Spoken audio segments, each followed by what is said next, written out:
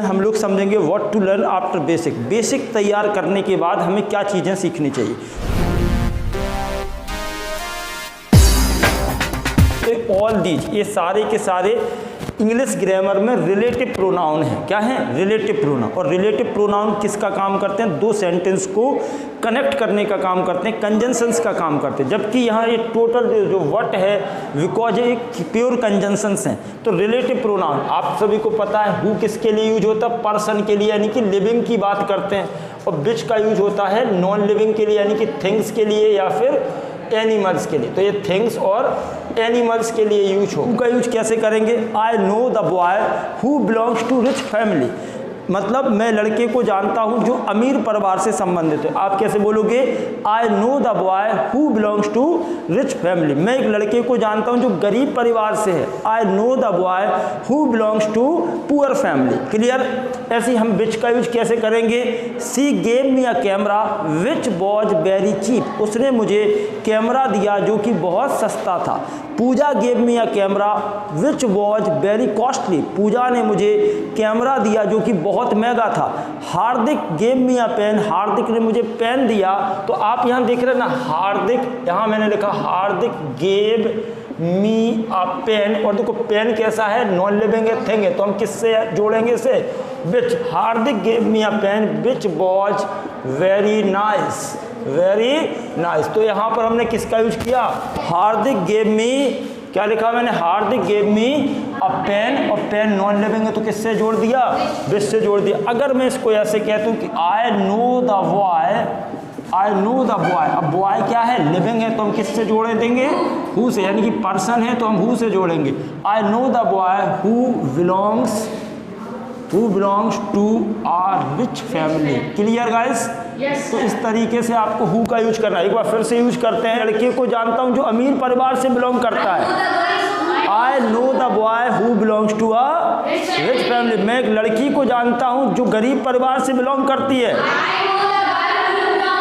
Yes, very nice, good good good. अच्छा, उसने मुझे पेन दिया जो बहुत अच्छा है। He gave me a pen which was very nice, उसने मुझे पेन दिया जो बहुत महंगा है। अब जब मैंने हिंदी में बोलने में थोड़ी सी मिस्टेक की, क्या? उसने मुझे पेन दिया पास्ट में जो बहुत महंगा था। तो ही, तो आप कैसे बोलेंगे? उसने मुझे पेन दिया जो बहुत महंगा था। He gave me a pen which was very costly या एक्सपेंसिव। क्लियर? तो ये आपका हु और विच हो गया। दैट का यूज हम कहाँ करते? दैट का यूज हम पर्सन और थिंग दोनों में कर सकते। किसी में कर सकते? Person plus thing. जब आपको कुछ समझ में ना आए तो आप पर्सन थिंग का यूज कर सकते हो। यह वही लड़का है जिसने मेरा पेन चुराया है। This is the same boy that stole my pen. या फिर हम ऐसे भी कह सकते हैं this is the same boy who stole my pen. अब अगर ग्रामेटिकली हम देखें तो सेम के साथ एज का भी यूज होता है, बट हम यहाँ पर यूज कर रहे हैं दैट का। यह वही पेन है जो खो गया था। This is the same pen that was stolen by someone. Clear? अब यहाँ देखो व्हाट का यूज कब करते? व्हाट हिंदी में सेंस देगा जो कुछ, क्या आएगा? अब जैसे पे अटेंशन, ध्यान दो। पे अटेंशन टू वॉट आई से, ध्यान दो जो कुछ मैं कहता हूँ। ध्यान दो जो कुछ आपके पेरेंट्स कहते हैं। Pay attention to what your parents से, ध्यान दो जो कुछ तुम पाना चाहते हो। Pay attention to what you want to get, यानी कि व्हेन, जब के सेंस में। तो जब मैं नहीं जानता ट्रेन कब आएगी, रियली ये कब नहीं है, जब है। तो I do not know when the train will arrive, मैं नहीं जानता पापा कब आएंगे। I do not know when my father will come, मैं नहीं जानता बारिश कब होगी। I do not know when it will rain, I do not know when it will rain. Where का यूज कब करेंगे? जहाँ के सेंस में। कहाँ के?